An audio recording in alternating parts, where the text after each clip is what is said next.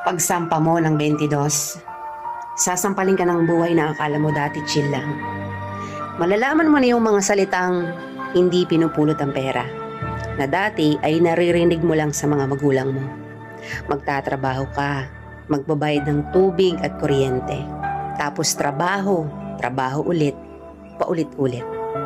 Mamimiss mo yung batang ikaw, musmos, walang alam sa mundo. May mga gabing bibilangin mo ang oras ng tulog mo kasi akala mo makakatulong ito. Gigising ka para kumayod, umanap ng pera. Perang akala mo sapat na. Pero dahil salat ka, wala kang magagawa kung hindi tanggapin ang katotohanang ganito ang buhay. Katotohanang dahil malaki ka na, malaki na rin ang bigat na papasanin mo.